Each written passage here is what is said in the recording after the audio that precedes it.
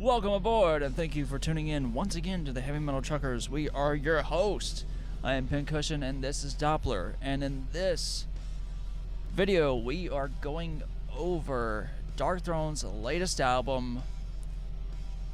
It beckons us all. Thank you. I was on the tip of my tongue. So, I don't remember if we've done this section for Darkthrone about explaining either how we got into it or how we discovered it. My story. Your story. My story will be pretty much exactly the same as the last one. I'd maybe heard 2 songs from them before. Like, I knew of them. Like, if somebody said, you know, I listened to Darkthrone, I'd know who they were talking about, but they weren't, you know, anybody that I really paid attention to until this album. For me,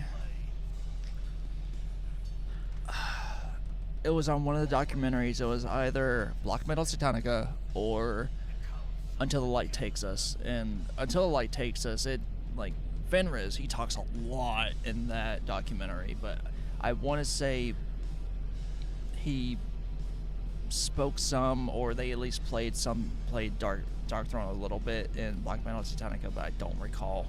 But I'm pretty certain that's where I learned about them. This was like back in 2009 or 2010, I can't remember. But I've been listening to Darkthrone for quite a long time. Of course, they had their Unholy Trinity that everyone knows about, A Blaze in the Northern Sky, Transylvanian Hunger, and Under a Freezing Moon, which I think Under a Freezing Moon came first, or Blaze in the Northern Sky, I don't remember offhand. But and then unfortunately, not a lot of, like, a good many people do know, but there are some that don't know about or their original, like their first album, which was A Soulside Journey, which was more black and roll, and then once the Unholy Trinity came, they just went straight raw black metal, and then they came out of it and started going back into what they kind of are reasonably doing today. So take it away. So, going into this album, I had low expectations because of the dark... Because of Black Dawn affiliation. Yeah, was just horrible. Like, I despised that song. So my hopes going into this, or my expectations were lower on this one, which I guess was a good thing because I actually ended up enjoying this album more than I did the other one, oddly enough. Now, and by the other album, he's talking about My Dying Bride album, yeah, because we listened to them back to back, or I did. Things I loved about this album was the instrumentals.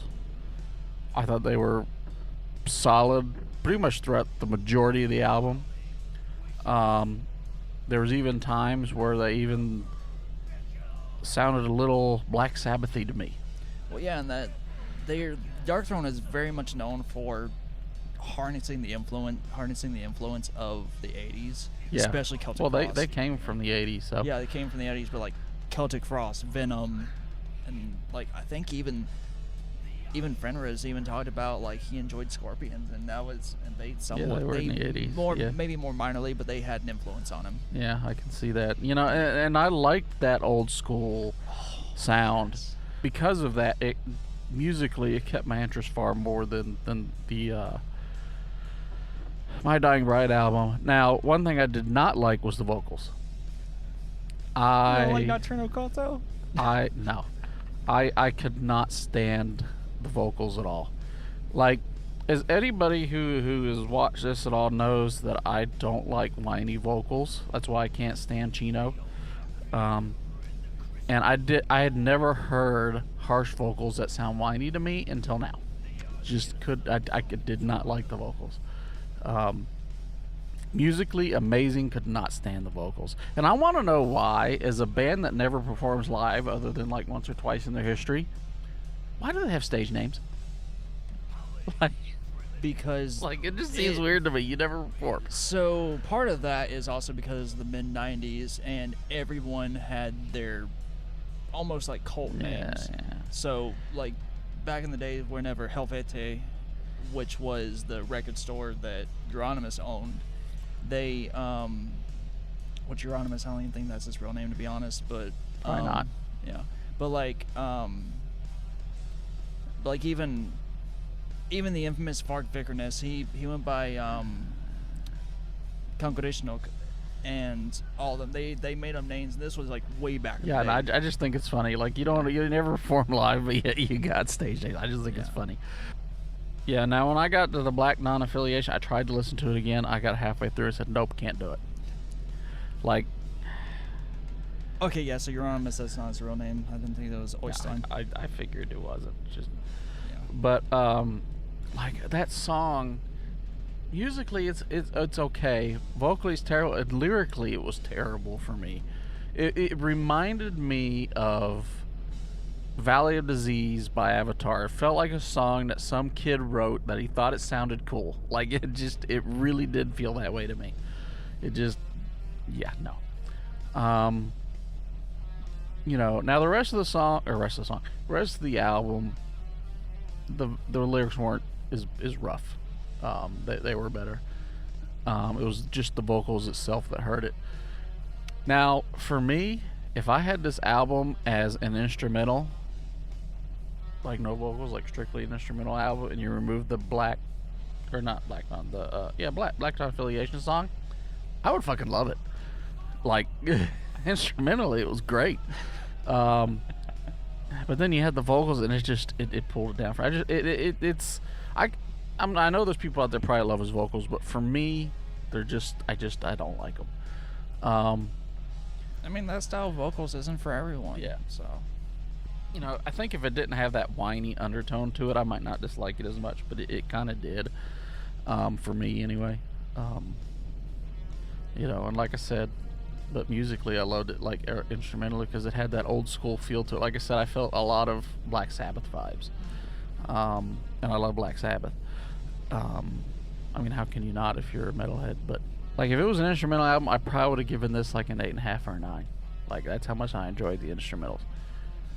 But the Black Non-Affiliation and the vocals honestly dragged it down to about a 6.5, 6.75. It was hard for me to listen to the vocals. It really was. Are they the worst I've ever heard? No. It's just the style, that way that he did it, that had that whiny undertone for me, which I didn't even know you could do with harsh vocals, so I'll give him props. And I'm sure people are going to listen to that. He doesn't sound whiny. He does to me. If he does to you, great. This is all matter of perception. Yes, it's all matter of perception. It was a very mixed review for me, because there were parts I absolutely loved about it and parts that I hated. You know, it within the same songs. Are you saying you have a love-hate relationship with this album? Yes, sir? I do. Okay. I very much so. So, you know, going in, if you had told me that I was going to enjoy the Darkthrone album more than My Dying Bride one, I would not have believed you. But that's actually how it ended up happening. I've greatly enjoyed Darkthrone for quite a long time. We'll say it that way, so it sounds a bit more literate. And just knowing their discography, they made a huge mark within the black metal scene back in the day, and then again they did similar to what Bathory did, and they kind of strayed away from it, and then they kind of did their own thing with it, and they kind of still took back from their influence and not and they kind of progressed onto it. Going into this, I wasn't sure how this was going to go, because there was some aspects from BDA that it had a bit of a psychedelic aspect to it, and I'm like, dear God, please don't let this be another Astral Fortress, because as great as that album was done, I didn't care for it, just for me, but this whole album was just fucking incredible. Like, instrumentally, it was just absolutely fantastic, had that raw old school feel that I just love so much, and vocals, I enjoyed them, like, and I knew we were gonna have differences on this album. Yeah. I just didn't know what they would be, but I greatly enjoyed it, just because they again, they took from that old school 80s, whenever black metal wasn't even necessarily black metal, and it was just kind of groups are doing their thing to kind of stand out and almost be terrifying to the crowd. And Darkthrone continued on with it, and I've greatly enjoyed that, because for me, they do it so well, because you can do this style of vocals and just be absolutely atrocious at it, and they did it very well. And once it got to Black Dawn affiliation, once I heard it in the context, I enjoyed it a little bit more, and mainly just because it kind of had that break, and it was almost, again, almost trance-inducing, and it was just amazing in that aspect. And the rest of it just amazing, considering this is just two guys. And like, I can't pinpoint a particular track that stood out to me than the rest. They were all fucking incredible. And so for that, Darkthrone, thank you for not making this another Astral Fortress. I'm sorry to anyone that liked that album. I didn't care for it, but I am easily gonna give this album 9.5. That was just, that was so good. But yeah, I know my review was very kind of cut and dry and just basic, but this album was just some solid old school black metal, to where it was just borders into black and roll, and I loved it.